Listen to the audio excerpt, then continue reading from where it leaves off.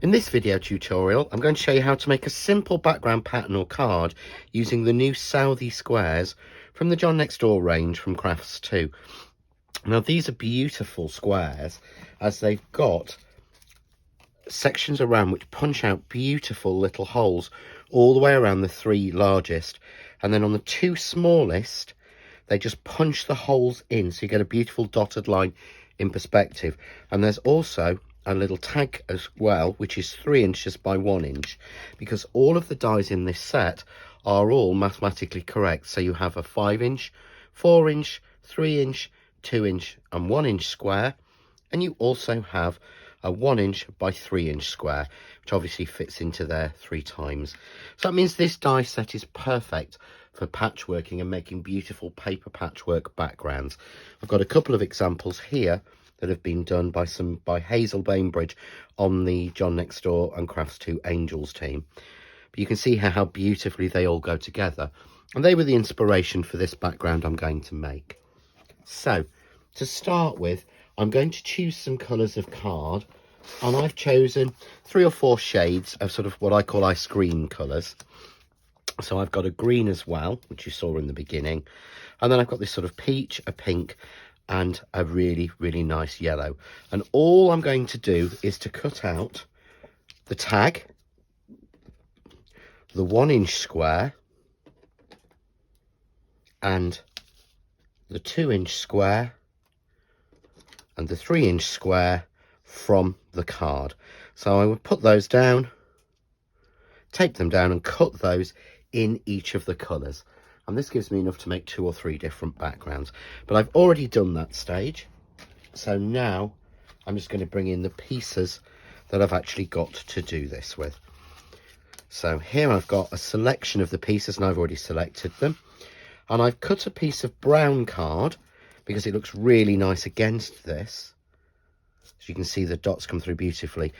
To again, this is 5 inches by 6 inches, which is perfect for putting all these pieces on. So the first thing I need to do is you can glue these down, or as I'm going to do, I'm going to spray glue these for speed. And I've taken just a selection. You could do quite a few different pieces and just simply try them and place them in different places. But the best thing to do is just cut quite a few little pieces, and then I'm just going to give these a light spray with spray glue. I'm using Craft Mount by 3M. And I'm going to start in the top left hand corner, and square to the card I'm just going to stick down the square there. And I don't know, actually, I quite like that there. I'm basically going very randomly. So how about if we have a pink piece? Because they're all mathematically correct, it means they will fill. Now if you spot like this, anywhere you've got the little dot, just pop that out, because you want those to be popped out. So what have we got here? Oh, I've got a nice peach card there.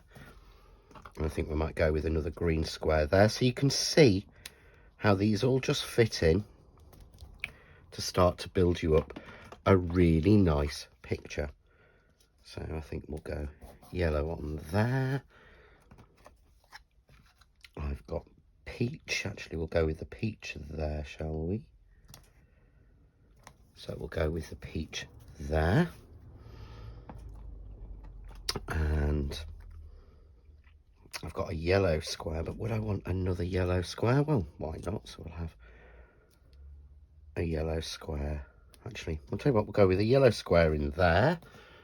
I've then got here a little pink square. And the great thing is, if you cut this from 4 different colours of card and you cut them each once, it means that you don't repeat a shape and a colour. So what I actually need now is, there we go, finally. So I'm using a little bit of glue glaze for the extra pieces, just for speed. This is great for gluing down your intricate die cuts. There we go. Whilst you might repeat a colour, you don't repeat a colour and a shape. So there we've got There's 2 squares of green, 2 of that, 3 of that, 3.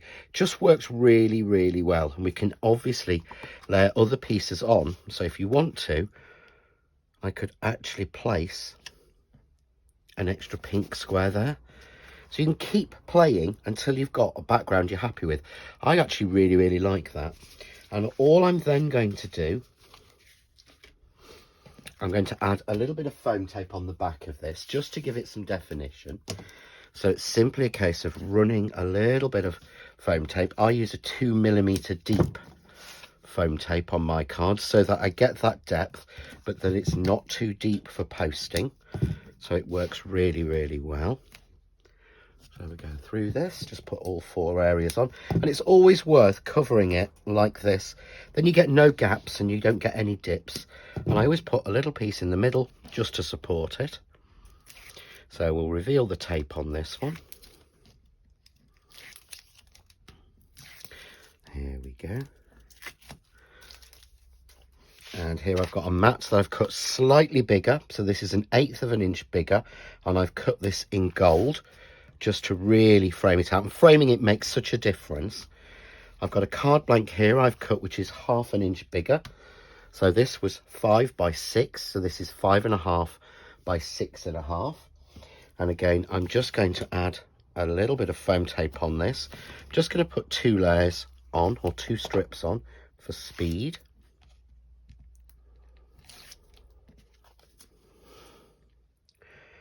And we just put that one on.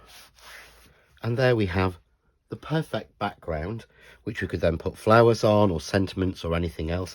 And I'll be using this card, or you may have seen this card, in the tutorial I'm doing for the brand new relative stencil sentiments. Enjoy.